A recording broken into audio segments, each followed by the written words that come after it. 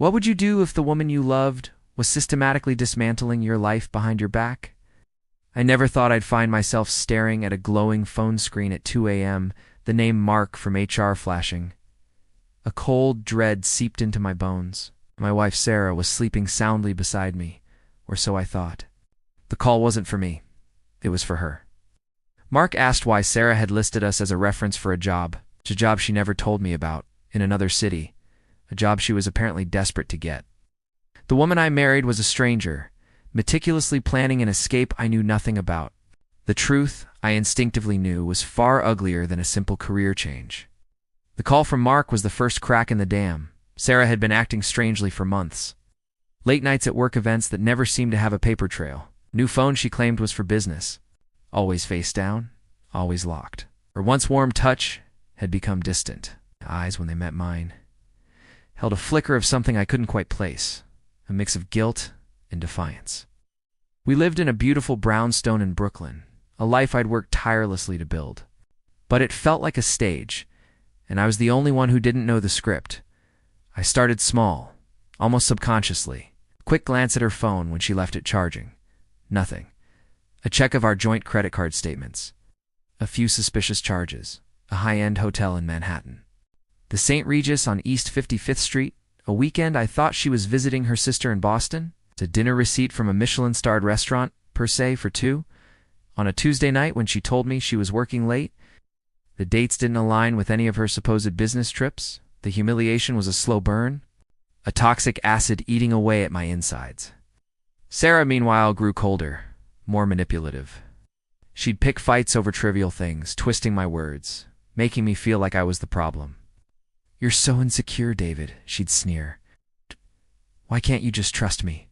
She became untouchable, a queen on her throne of lies, convinced I was too blind to see through her charade. Her affair partner, Richard Thorne, a senior partner at her law firm, seemed to share her smug confidence.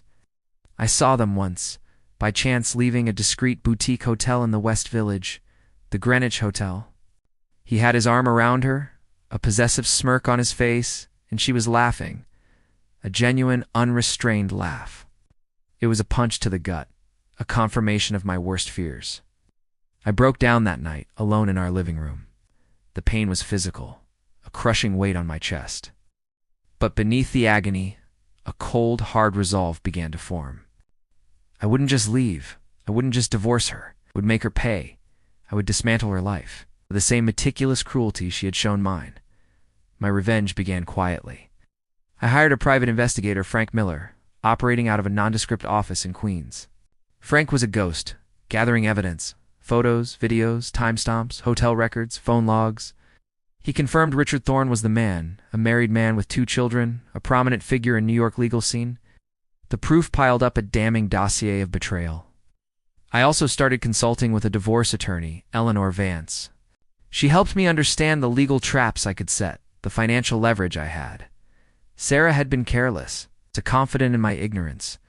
She had signed prenuptial agreements, joint business ventures, and had even, foolishly, used our shared accounts for some of her illicit rendezvous.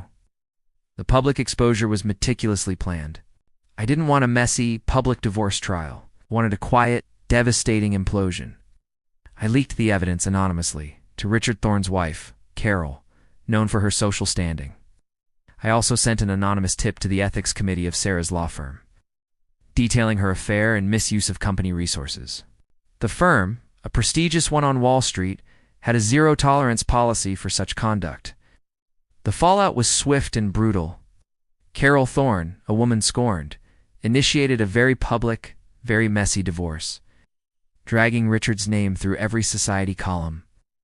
The firm quietly but firmly terminated Sarah's employment, citing unethical conduct. Her career was over. Her reputation, once pristine, was in tatters. Friends who had once admired her now whispered behind her back. The final blow came in the divorce settlement. Eleanor Vance ensured Sarah walked away with almost nothing. The brownstone, the investments, the comfortable life she had taken for granted, all gone. I saw her once, months later, on a cold, gray afternoon, working as a barista in a small coffee shop in Queens. Her once vibrant eyes hollow, her expensive clothes replaced by a drab uniform. She didn't see me. I just watched her, a ghost of the woman I once loved, now just a shadow of her former self. The silence in my life now is profound, a quiet, haunting echo of what was, and what I made it become. The end.